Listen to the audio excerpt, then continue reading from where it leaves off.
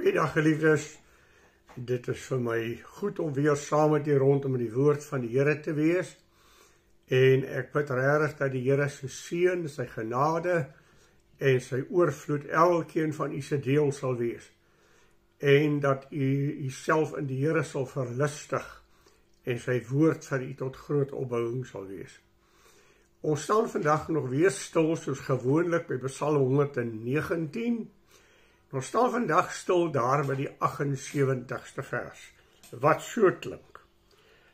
Laat die vermeteles beskaamd staan, omdat hulle sonder oorsaak my onregverdig behandel het, maar ek oordink u bevele. Nou ek het laas week met u gepraat oor die 76ste vers, laat u goedertierenheid wees om my te troos volgens u belofte, laat die barmhartighede oor my kom. Nou net 'n woord daaroor, as ek vir die Here vra, Here, laat die barmhartighede oor my kom, dan moet ek ook vir die Here vra, dit wat hy in sy woord sê, Here, leer vir my, om ook barmhartigheid teenoor ander mense te hê. En dit is wat die woord van God vir ons sê, dat die barmhartigheid van God ook deur u en my, na mense om ons sal kom. Maar kom ons kyk na hierdie gedeelte, waar die psalmis onder verdrukking en onder benoudheid is, vermetel is. Nou as ek verskillende Bybelvertalings nageslaan het, dan word hierdie woord vermetel is met 'n paar dinge aangespreek, of word dit in die Bybels so weergegee. Dit word in sekere vertalings genoem hoogmoedig is, of hoogvaardig is. In ander Bybel sê dit hulle wat net aan hulle self dink, wat net gedagtes en oë en denke oor hulle self het. Ander vertaling sê wat met kop in die lug loop en hulle neus optrek vir ander mense. Ander vertaling sê wat met veragting met ander mense omgaan en hulle dan ook so behandel. Typies van die Jood wat daardie tyd byvoorbeeld na die heiden gekyk het en die heiden beskryf het as 'n hond. Jy sal onthou, toe die Kanaanitiese vrou na die Here toe kom, toe sê sy, Here, die hondjies, die heidene, ons wat nie Jode is nie, sal maar ook van die krummeltjies eet wat van die tafel van die Here afval. Daarom dat ek en u daarop sal let, dat die psalmis sê het onregverdig met my opgetree en my onregverdig behandel. Met alle woorde, met onreg het hulle oor my gekom. En hulle dinge aan my toegevoeg wat nie my skuld is nie. Ek is onregverdiglik, is ek getrap deur mense en is ek verniel deur mense. Sonder rede sê hy. Daar was geen rede hoekom mense so met my moes omgaan nie, maar hulle het teenoor my opgetree. Kom ons dink aan die lewe van Dawid self, dan dink ons aan die vervolging van Saul. Watter skade het Dawid vir Saul aangerig? Hy was vir Saul net goed. Hy vir Saul in elke opsig as sy koning beskou. Ja, self toe die geleentheid gehad het om Saul te deurboor, terwyl Saul en sy manskappe daar in die grot aan die slaap geraak het. En sy manskappe vir hom gesê, Dawid, dit is nou jou geleentheid. Hy vervolg jou, hy haat jou, hy soek jou dood, onregverdiglik, vat nou die spies en dryf dit deur sy hoof toe, sê hy, nee, ek sal my hand teen die gesalfde van die Here nie uitsteek nie. As iemand hom moet doodmaak, moet dit God wees. Dawid het vir Saul geen skade gedoen nie, hy het Saul in geen opsig benadeel nie, maar Saul soek sy lewe. Ons kan dink aan Absalom, wat met geslepenheid agter sy vader se rug aangaan, en die volk van Israel oral na sy kant toe, en dan sy leermag oproep, om Dawid te gaan uitmoor en Dawid te soek. Watter skade het Dawid aan Absalom gedoen?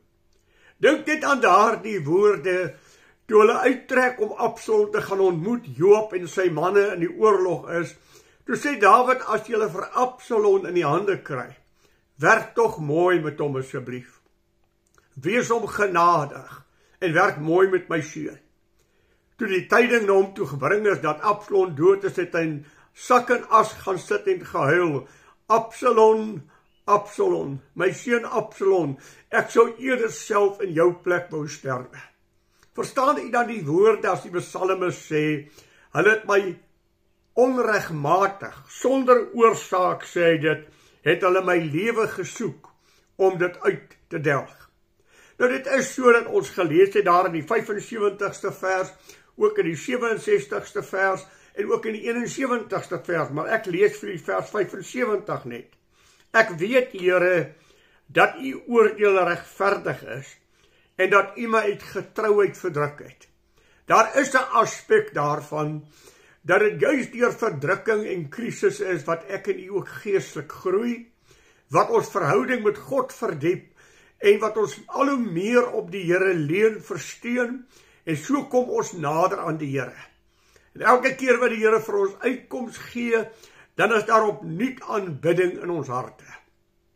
Maar kom ons gaan terug na hierdie woord vermetel is, of mense wat met ander mense onregverdiglik omgaan. Weet jy geliefdes, dit gebeur vandag nog in ons alledaagse lewe, daarom is hierdie teks so toepaslik. Werkgewers met werknemers, wat hulle sleg sê, wat hulle sleg behandel, en wat my werkers wat vir my werk, as dit ware met hulle werk asof hulle mense is wat nie gevoelens het nie, en mense wat nie emosie het nie. Met hulle werk asof hulle mense is wat niks verdien nie. Ek kan hulle beledig en hulle sleg sê, want ek is die baas. Hulle werk onder my, en ek magtig myself dit aan, om mense wat onder my is, sleg te behandel, omdat ek in 'n posisie is, waar ek geplaas is. Min wetend, of insig daarin, dat dit wat jy vandag het, het God jou gegee. En God sien alles raak. Dis die geweldige. Hy is die skepper van hemel en aarde, en daar is iemand bokant jou, wat jou baas is, wat oor jou lewe 'n bestemming bepaal, wat elke dag vir jou gee, en dit is God. En die Bybel is nogal baie sterk daaroor uitgespreke, as hy kom en sê, ons moet pas op hoe ons met die arme en die verdrukte werk, want God sal ag gee op die verarmde en die verdrukte, as daar met hom verkeerd behandel word. Daarom die geweldige daarvan, om ook te dink dat hierdie mense wat vir jou werk, is vir jou voordeel. Hulle werk om vir jou 'n lewe te gee. Hulle werk en jy kry die dividende daarvan. Sonder hulle sou jou besigheid nie gevorder het nie. Sonder hulle sou jy nie kon aangaan nie. Daarom in respek te hê en eerbied te hê ook vir die mense wat bo my is.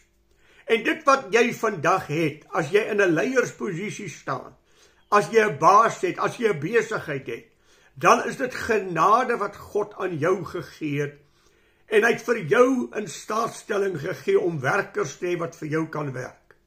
Maar pas op hoe jy met hulle omgaan, want God kan dit so vinnig weer wegvat. Ag, deur 'n enkele klein ou dingetjie in jou lewe toe te laat, 'n beroerte. En dan daardie mense wat jy sleg behandel het, is die mense wat dan moet sorg dat jou besigheid aangaan. Daardie mense wat dan vir jou moet sorg in jou ellende, wat na jou moet omsien en moet kyk dat dit met jou goed gaan. Dit is hulle wat jou werk vir jou doen. Daarom moet ons pas op hoe ons met mense omgaan, want God hoor. Daarom in Psalm 50 is daar 'n teksgedeelte wat sê, jy staan en praat teen jou broer, jy beskinder jou broer, en jy dink ek is soos jy, ek gaan jou dit ordelik vooroorstel. Selfs nie die feit dat ek iemand anders ter sleg sê, dat ek oor iemand anders ter negatief praat. Die psalmis beleef 'n bepaalde pyn en seer, en hy roep tot die Here. Here, sien my raak waar ek onregverdiglik behandel is. Ek kry seer, Here, ek word verneder, Here, en daar is mense wat vermetel teenoor my optree. En dan bid hy, Here, bring oor hierdie mense iets wat hulle verdien. Dat hulle ook net kan besef dat hulle ook mense is en nie gode nie. Bring iets oor hulle om hulle tot stilstand te bring, Here. Dat hulle tot insig sal kom en dat hulle oë sal oopgaan om te besef dat hulle werk met mense wat God geskaap het. Hulle werk nie met diere nie. Hulle werk nie met goed nie. Hulle werk met mense soos ek wat emosie het. Daarom die opdrag van die Bybel, doen aan 'n ander een soos jy wil hê dat hy aan jou gedoen moet word. Here, maak hulle oë oop. Geef hulle helderheid van verstand om te besef dat hulle is ook maar uiteindelik net 'n stoffie. Hulle is ook uiteindelik maar baie klein, al dink hulle dat hulle belangrik is. Al dink hulle dat hulle oor ander mense kan regeer, is hulle uiteindelik ook maar 'n niks. Daarom, Here, bring hulle tot stilstand. Maar hy gebruik eintlik die woord en sê, Here, laat vermeteles beskaam staan. Laat hulle tot skaamte gebring word. Laat hulle tot stilstand gebring sal word om te besef. Want u sien, geliefde, daar is die ou spreekwoord wat sê, die wiel draai stadig maar seker. En dit wat jy aan ander mense doen, sal uiteindelik ook oor jou pad kom. En ons moet daaroor waak. Hoe ons met mense optree, dat ons nie teenoor mense skuldig sal staan voor God nie. Ek dink aan Job, wat gesê het, waar het ek ooit iemand verdruk? Waar het ek ooit iemand tekort gekom? Here, ek het nooit iemand ingedoen nie. Ek het nooit van iemand gevat wederregtelik nie. Ek het nooit iemand verdruk nie.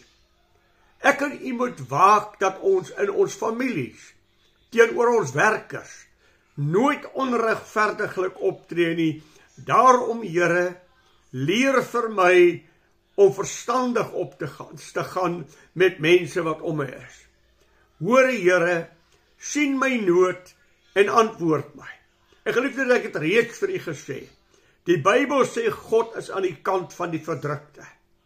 Onthou u vir Egipte, toe Israel in Egipte land was? Toe sê die Here vir Moses, Moses, ek het gesien, ek het gehoor. Ek het gesien die verdrukking en die pyn wat my volk deurgaan, en ek het besluit om hulle te gaan verlos. Watter vernedering het hy oor Farao gebring? Hoe het hy Farao in die totale Egipte land nie gestraf nie? Hoe het die ellende oor hulle gekom, omdat hulle met God se kinders verkeerd opgetree het? En geliefdes, ek en jy wil nie aan die ontvangkant staan, wanneer God optree nie.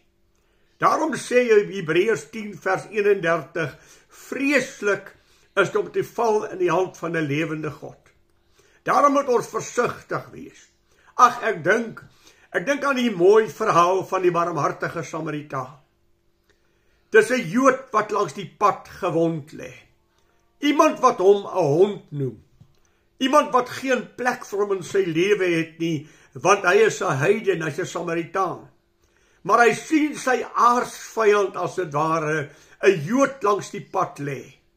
Die priester, die mede-Christen, die mede-gelowige, die mede-blanke, noem dit maar so, het by hom verby beweeg, hom gesien lê, en 'n draai om hom geloop, en nie 'n hand uitgesteek om te help nie, so ook die Lewiet. Maar hier kom die vyand van hom. Hy klim van sy pakdier af. Hy haal sy eerste hulpsakkie uit, verbind hom na die beste wat hy kan. Laai hom op sy pakdier, en hy loop met sy voete terwyl hy die pakdier begelei na die naaste hospitaal toe. By die hospitaal aangekom, gee hierdie pasiënt in die hospitaal se sorg af en sê versorg hom, en hy betaal vir hom. En as ek terugkom en daar's nog uitstaande geld, sal ek dit ook betaal. Dit is om barmhartigheid te bewys. Ek kyk nie na my vyand met 'n skewe oog nie. Ons het tog die opdrag van die Here, dat ons moet bid vir die wat ons haat. Ons moet bid vir ons vyande. Ons moet nie onreg met onreg vergeld nie. Ons moet reg optree, en ek moet nooit van myself meer dink as wat 'n mens behoort te dink, sê Paulus nie. maar daaraan dink dat jy net 'n begenadigde van die Here is. En hierdie is 'n geweldige groot les wat ons elke dag in ons lewens moet toepas. Elke dag in ons lewe moet kyk en oplet hoe ons met mense om ons omgaan. Want geliefdes, God is vir ons goed. En as ek die goedheid van die Here beleef het, is ek die een wat die goedheid van die Here na buite moet beleef en moet uitleef. Dit is tog immers ook wat aansluit by wat die Here sê wat ons is. Hy sê, julle is die sout van die aarde. Julle is die lig van die wêreld. Julle moet vir mense toon hoe lyk Christene. Dit is so, dat 'n kind van die Here sal vervolging hê. Maar dit is nie noodwendig vermetelis wat my vervolg nie. Dit kan die doodgewone mens wees, wat vervolging oor my lewe bring. En vervolging bring groei. Daarom het ek vir u gesê, Jakobus sê, wanneer julle dan allerhande smarte en beproewinge moet deurgaan en verdrukking moet deurgaan, verbly julle, want dit veroorsaak lankmoedigheid in julle lewe, en die lankmoedigheid moet tot sy volheid gekom het, dan sal jy volmaak voor God staan. Dink aan 1 Petrus 1 vers 6, wat sê dat as ons deur allerlei beproewinge gaan, as dit nodig is, dan het God besig om ons te suiwer soos goud, dat ons onberispelik en opreg voor hom sal wees, suiwerder as gesuiwerde goud. God laat omstandighede toe om my geestelik te laat groei. Wat sê Paulus in 1 Timoteus 3:15? Hy wat godvrugtig wil lewe, sal vervolg word. Want dit is lig teen duisternis. Dit is mense wat weens my geestelike verhouding met die Here nie wil verdra nie, wat my wil verkleineer as kind van die Here, en dit kan so maklik, en dit gebeur ook alledaags. Dan dink aan Handelinge 14 vers 22. Ons sal deur baie verdrukking die koninkryk van God ingaan. Dit moet ons besef is die bestemming van 'n kind van die Here. Jy het die Satan wat voortdurend struikelblokke voor jou sal wil gooi om jou geestelik wil te beroof. Psalm 34 vers 20 is so mooi. Menigvuldiglik is die teëspoede van 'n regverdige, maar uit die almal verlos die Here. Menigvuldiglik is die teëspoede van 'n regverdige, maar uit die almal verlos die Here. Daarom het die Here gesê ook daar in Matteus 5, welgeluksalig is julle wanneer julle vervolg word ter wille van my. Moenie moed verloor nie. God is nog in totale beheer. God is nog steeds die een wat oor jou waak en sy hand vir jou oopmaak. En dan sê 1 Korintiërs 10:13 vir my, geen versoeking het julle aangegryp behalwe menslike nie. Maar God is getrou, wat nooit sal toelaat dat jy bokant jou kragte versoek word nie, maar saam met elke versoeking gee hy jou die uitkoms dat jy dit kan verdra. Daarom die psalmis, te midde van sy pyn, te midde van sy seer, het hy 'n anker wat hy aanbied. Wat hou my staande? Wat hou my staande? Hoor wat sê hy. Hy sê, maar ek oordink u bevele. Wanneer hierdie goed oor my pad kom en ek beledig word en ek sleg gemaak word en selfs vervolg word ter wille van die woord van die Here, dan weet ek God se woord. En ek hou vas aan God se woord as hy my gesê die goed sal oor jou pad kom. Jy weet ek lees dit in Hebreërs 11. Wat het kindertjies van die Here moes deurmaak net as gevolg van hulle geloof. Hulle is deurboor, hulle is opgesaag, hulle is vir wilde diere gegooi. Lees dit maar. Wat het kindertjies van die Here deurgemaak net ter wille van hulle feit dat hulle aan Christus Jesus behoort. Maar Here, ek sal u woord vashou. Ag, onthou u vir ou Job, toe hy alles verloor het. Die Satan wat God uitdaag om te sê, gee net vir Job vir 'n oomblik in my hande, dat ek sy lewe bietjie omkeer. En in 'n enkele dag verloor Job alles wat hy het. Daar breek 'n storm uit en die huis val op sy kinders en al sy kinders is dood. Sy landerye word geplunder, sy vee word gesteel. Alles word van hom weggevat. dat hy uiteindelik op 'n ashoop sit met 'n potskerf en net die swere op sy lyf krap wat so juk. Ja, stel sy vrou wat sê, Job, kan jy nie sien God het jou verlaat nie, vloek God en sterwe. Job bly positief. Die Here het gegee, die Here het geneem, laat die naam van die Here geëer word. Hy word deur sy vriende aangekla, dat hy voor God skuldig is. Job, hierdie dat dit met jou so sleg gaan, is 'n duidelike teken dat God teen jou is. Waarop hy antwoord, al wil hy my ook doodmaak, nogtans sal ek net aan hom bly vashou, want hy is my God. Hy het my beloftes gegee, ek oordink u bevele, Here. U het beloftes gegee dat u my nooit sal begewe en my nooit sal verlaat nie. U het beloftes gegee dat u gee vir my die ewige lewe en niemand sal my ooit uit u hand uitruk nie. U het vir my gesê ek is in die hand van u Vader. Niemand is sterker as u Vader nie. Niemand sal my in die hand van die Vader verlos nie. Ja, u het vir my gewaarsku. Ek sal aanslag kry. Daarom kan ek vashou aan u woord. Daarom kan ek u woord maar net aan my hart vashou om te sê, Here, u weet. U sal my vashou wanneer dit met my moeilik gaan, want u ken my. My omstandighede is vir u nie verborge nie. En dan laat God dit toe, geliefde. Dis die geweldige. Hoekom laat God dit toe? Omdat God my iets wil leer. Daar is 'n boek wat geskrywe is, en die titel van hierdie boek is Here, verander my. Nie my omstandighede nie. Want daar sal altyd aanslag wees. Verander my, Here, my reaksie. Hoe ek reageer wanneer ek verkeerd hanteer word. Wanneer ek onregverdiglik aangekla, beledig en aangeval word. Verander my, Here. U sal my in die lewe hou. U sal my bewaar. Dit is my hoop waarop ek staat maak. Daar in Johannes 16 vers 33 het die Here gesê dat ons moed moet skep. In hierdie wêreld sal julle vervolging hê. Hou goeie moed, ek het die wêreld oorwin. Ek kom terug, ek gaan julle kom haal.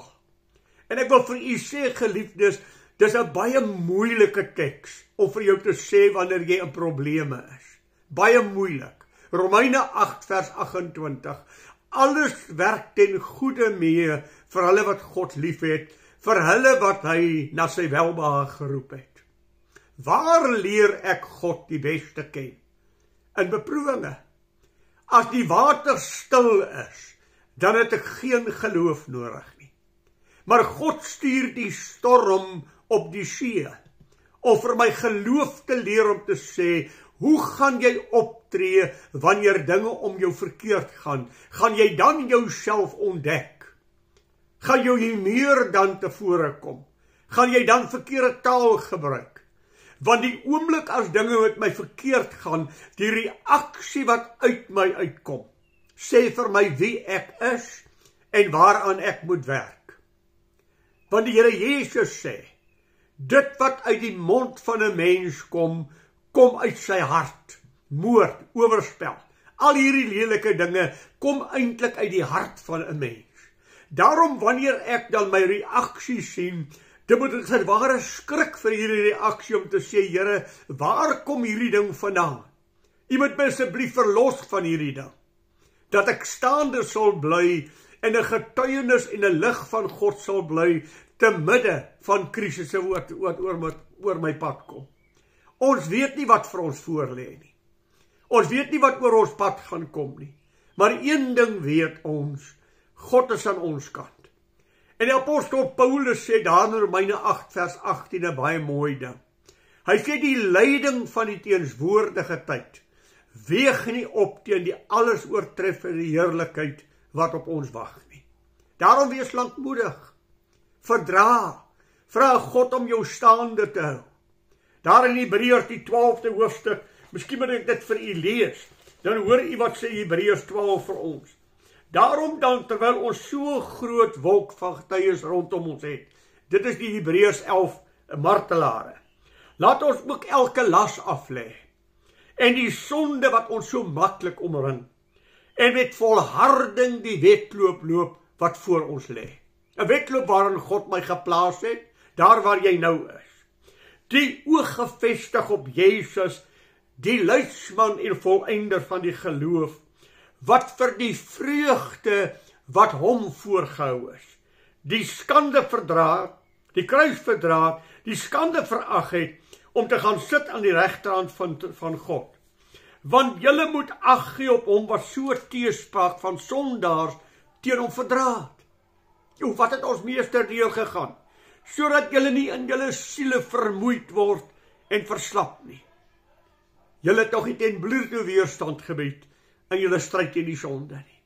Wat het ons meester deur gegaan? Watter onregverdige behandeling het hy gehad? Ag, Petrus sê dit so mooi.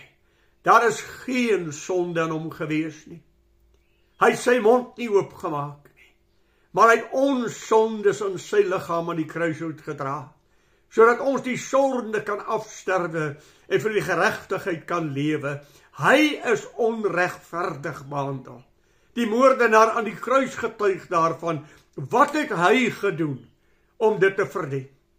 Ag geliefde, as 'n mens kyk na Romeine, die 5de hoofstuk, dan het Romeine die 5de hoofstuk so geweldig ook as hy vir ons hierdie woorde sê, en laat my toe om dit ook vir u te lees. Romeine 5, en daar by die versie kry geliefdes, Romeine 5, Romeine 8 vers 20, ekskuus geliefde, ja, Romeine 8 vers 20, luister hier, hy sê vir ons, want die skepping is aan die nietigheid onderworpe, nie gewilliglik nie, maar terwille van hom wat dit onderwerp het, in die hoop van die skepping self vrygemaak sal word van die slawerny, van die verganklikheid, tot die vryheid van die heerlikheid van die kinders van God. Want ons weet dat die hele skepping tesame sug en tesame in baringsnood is tot nou toe. En nie alleen dit nie, maar ons self ook, wat die eerstelinge van die Gees is, ons sug ook aan onsself in afwagting van die aanneming tot kinders, naamlik die verlossing van die liggaam. Dit gaan kom. Ons is nou op aarde. Geliefdes, ons het nou swaar kry, maar daar wag op ons 'n heerlike hoop. Ag, dat van jou en my die getuienis sal wees wat Paulus gee. Ek het die stryd gestry. Ek het die geloof behou. Ek het die wedloop volëindig. O, mag God vir jou en my help. Ek het die wedloop volëindig. Ek het die geloof behou. En daar is vir my 'n kroon weggelê in die hemele. En nie alleen aan my nie, maar ook aan almal wat sy wederkoms liefhet en verwag.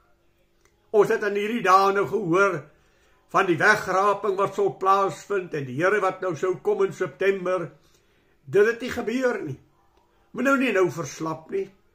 Moet nou omdat dit nie gebeur het, maar weer terugval in die ywer wat jy gehad het om te sê, "Joe, gestel nou dit gebeur, dan moet ek reg wees." En daar was ywer in jou lewe om dinge in jou lewe reg te maak moontlik. Moenie nou verslap dat dit nie plaasgevind het nie, want hy gaan juis kom op 'n uur wat jy dit nie verwag nie. En dit kan die volgende dag wees. Dit kan die volgende uur wees. Dit kan nou enige tyd gebeur. Ons sien nie tekens om ons gebeur wat vir ons sê dat die koms van die Here is naby. Moenie verslap nie. Hou vas.